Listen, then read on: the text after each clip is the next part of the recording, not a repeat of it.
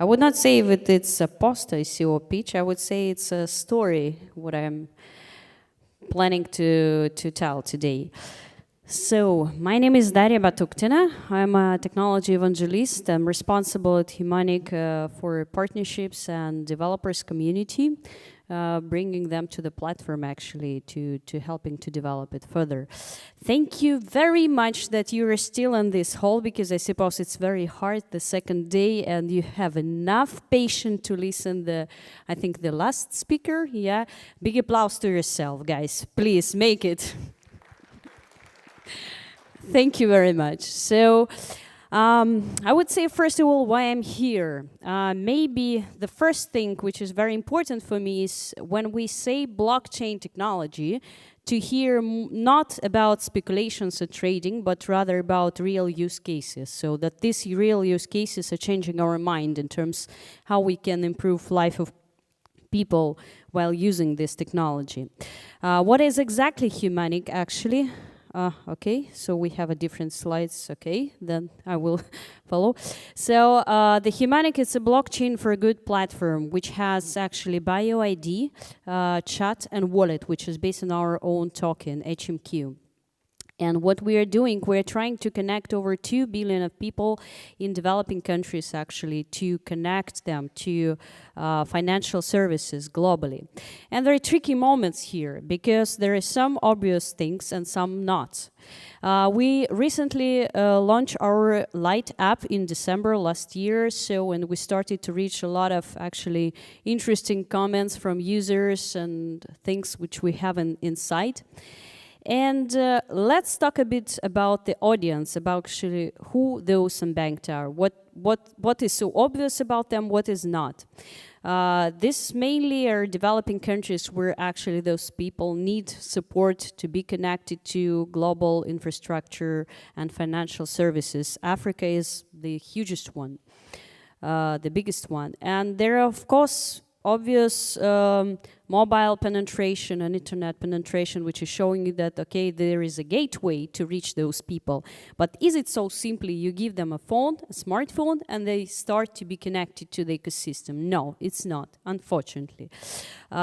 Please meet a nice person. Her name is Grunpaga Conches, and her story is really simple. We met her in Kenya in on our expedition. She lives in a small village. She has about $2 per day to live, and she is dreaming to open a business, but she doesn't have enough knowledge about it, and she doesn't know where to get it, so to actually start her business. Her husband is a smallholder farmer who has about 4 hectares land to work with, but he has no money to buy, I don't know, some additional techniques and to have 6 hectares of land and to give more food to his family. That's why his kids are obviously not going to school, because he can't pay fees.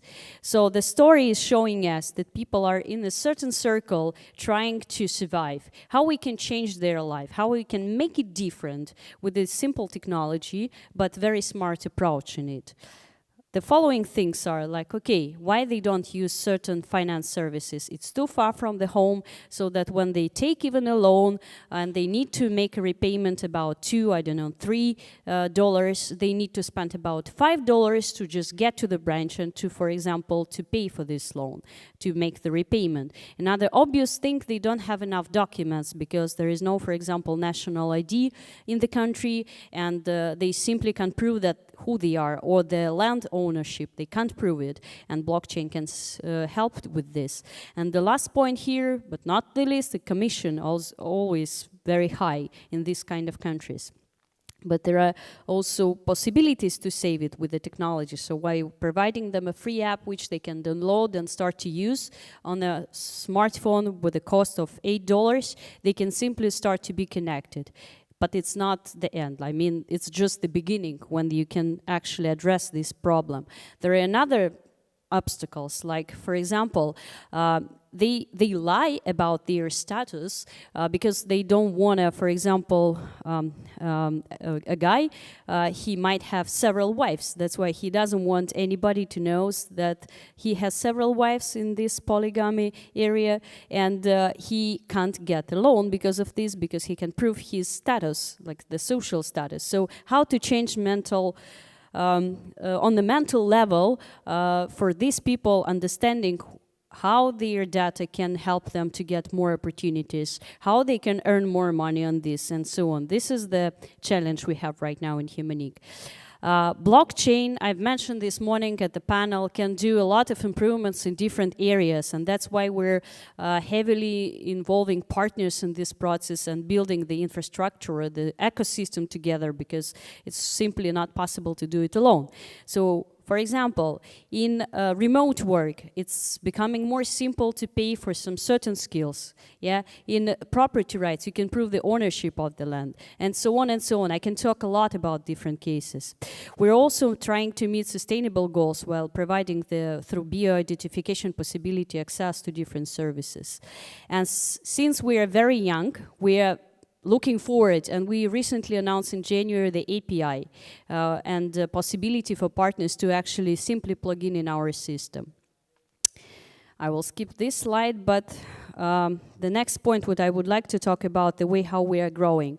Definitely through the ambassadors network and people who are actually helping us simply on this way to actually understand better the ecosystem and what kind of players could together do something with us.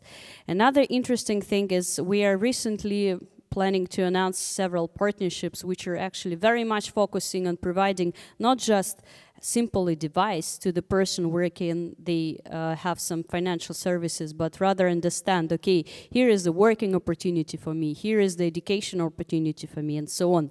And that the life of this person is becoming really like different from what it was before or yesterday.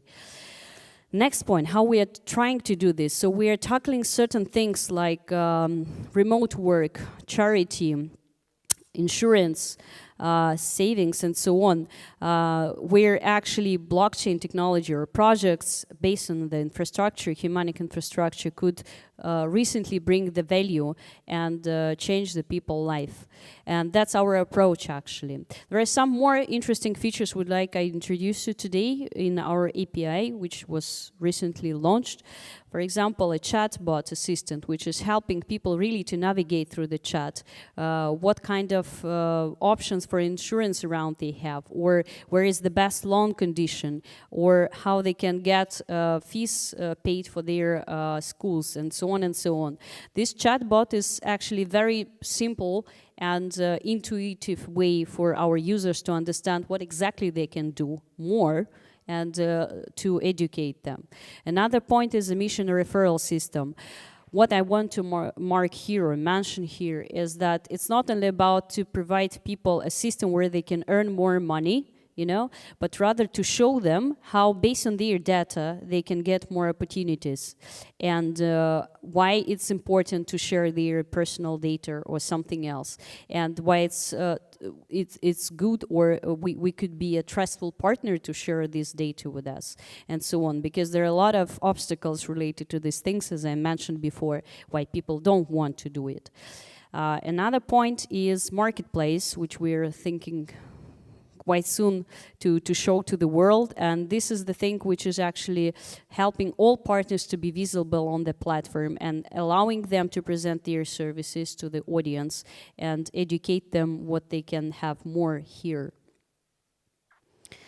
One more thing which we're announcing today, it's a Humaniq crypto prize competition, because we worked hard for last months and we did good job, but we can't actually identify by ourselves the bugs or possible security problems there. So that's why we're inviting community to join us on this way and to come and help us to define those kind of problems and to share those kind of problems with us so that we can make the platform more sustainable and develop it better for the future steps. So the conditions are very simple. You have a wallet, you can actually try to get money from there, and then explaining us what was wrong, what kind of bugs did you find there.